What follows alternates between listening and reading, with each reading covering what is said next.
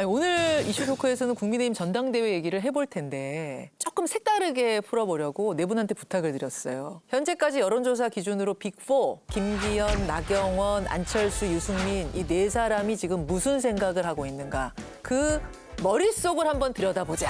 국민의힘 빅4 뇌구조 탐구생활 관심 있는 분을 꼽아서 그려달라 요청을 드렸는데요. 아니 뭐 제비뽑기인가요? 아닙니다. 작가분이 하라고 그래서 한 겁니다. 지정, 네. 지정입니다. 예. 앉은 순서대로 가죠. 김구식 교수님, 누굽니까? 저희가 지정받은 분은 김기현 의원입니다.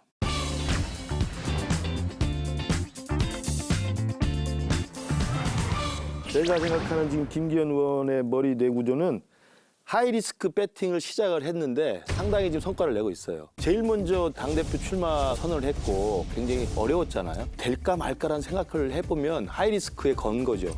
지금 생각해보니까 하이리스크는 하이리턴이 오잖아요. 그렇죠. 크게 될 수도 있을 것 같아요. 잘하면 또 될 수도 있을 것 같아요. 근데 문제는 지금 주면 그 번 돈을 어떻게 배분해야 되나. 왜냐면 혼자 게 아니잖아요. 투자자들에게 배분을 네. 어떻게 해줄 것인가의 고민. 하이리스크에 성공했는데 하이리턴을 받았을 때 이 수익을 어떻게 배분할지가 좀 골치 아픈 상황이 됐다. 그래서 나온 게 이제 누가 배추인가라는 세간의 의문도 나오지 않습니까? 이게 뭡니까? 전 이게 제일 궁금하네요. 김장연대라고 하는데 예. 김장을 다 담궜다고 그랬잖아요. 예. 그러면 본인이 사실은 배추가 돼야 되는데 혹시 다른 사람이 배추고 김기현 의원은 고춧가루가 아닌가라는 또 세간의 의혹들이 있어요. 그러면은 장제원 의원밖에 없는 거잖아요. 김기현 아니면 장제원이잖아요. 저도 근데 뭐 장지원 의원하고 잘 지내고 싶어서 거기까지 말을 안 하겠습니다. 네. 그다음에 뭐 점은 이번 당대표 가서 되면 대권 꿈도 조금 생각할 수도 있지 않을까. 아, 오케이. 자, 저는 유승민 의원의 뇌 구조를 좀 분석을 해봤습니다.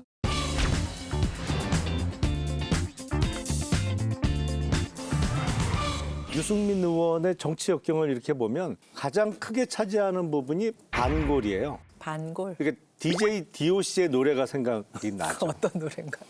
MB 싫어, 박도 싫어, 윤도 싫어. 사실은 그렇게 됐어요, 상황이. 예. 얼굴 왜 빨개지세요? 안 하던 노래를 하려고.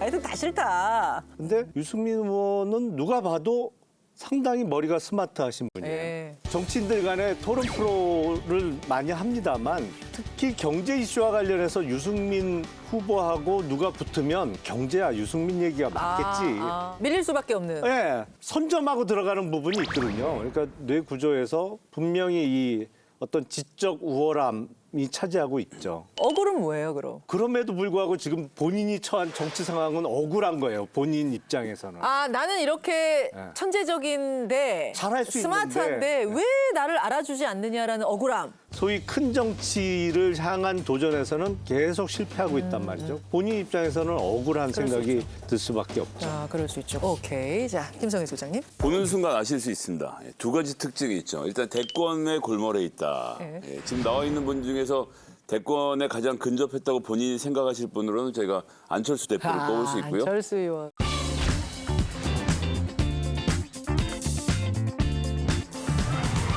왜 주름이 많을수록 머리가 좋다. 이게 속설이지 않습니까? 예, 아까 과학적으로. 천재 뇌는 너무 좀 단순했던 것 같고. 예, 주름을 많이 넣어드렸습니다. 예. 보시는 것처럼 이제 대권을 위해서 내가 무엇을 해야 될까를 중심으로 지금까지 쭉 지내오셨습니다. 그래서 처음에 민주당으로 출발해서 국민의 당을 거쳐서 이번엔 국민의힘에서 당대표를 도전을 하시죠. 근데 이제 상황이 녹록치 않게 돌아갔어요. 막상 뚜껑을 여니까 아니 인수위원장까지 시켜드렸으면 됐지 뭘 더요. 지금 이렇게 되어 있는 상황. 그래서 독립적으로 출마해서 당선돼야 되는 상황이 됐기 때문에 네. 윤석열 대통령의 1번 픽이 되진 못했습니다. 예. 그럼 이제 이 상황에서 무엇으로 돌파를 해야 되느냐? 그러면 이제 나경원 의원에 대한 관심이 갈 수밖에 없어요. 아니 진짜 이분 머릿속에는 지금 김성애 소장이 생각할 때는 대권 80에 20%가 나경원. 나경원 의원이 대권으로 가는 문을 열어줄 키가 되는 겁니다. 어떡해요? 나경원 의원이 출마를 해야 되고요. 김기현 의원을 여론조사에서 눌러야 됩니다. 김기현 의원이 나경원 의원 때문에 3등 밖으로 떨어지면서 그럼 나경원 대 안철수의 결승전이다. 이러면 이제 윤 대통령으로서 굉장히 머리가 복잡해지긴 하지만 울며 겨자 먹기로 안철수 의원을 선택할 수밖에 없는 상황. 사실은 이 이야기 안철수 의원이 나경원 의원 출마 꼭 했으면 좋겠습니다. 그때 저한테 답하실 때는 되게 대의 명분에 대한 이야기, 흥행 성공에 대한 이야기를 하셨는데 김 소장님은 다른 시각으로 보고. 냉정하게 이제 평론적인 의미에서 분석을 해보자면 그렇다라는 말씀입니다. 오케이. 자, 그러면 가장 핫한 인물을 배정받은 박원석 전 의원 판넬 열어보겠습니다. 배정 아니고 선점했습니다.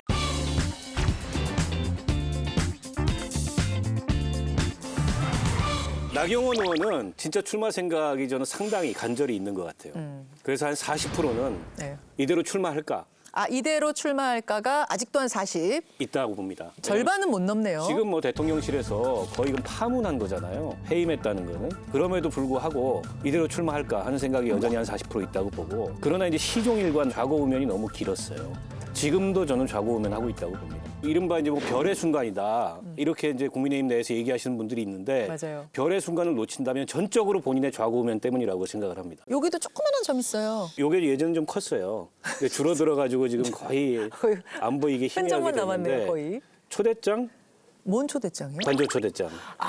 혹시나 화해의 기회가 있을까. 나경원 의원은 몇 차례 방송에 나와서 말씀을 하셨는데 정말 관저를 가고 싶었나 봐요. 근데 이제 지금은 어렵다고 봐야 되겠죠. 그래서 혹시나 일말의 화해의 가능성을 점만큼은 가지고 있지 않을까. 그래서 이렇게 생각을 해봤습니다.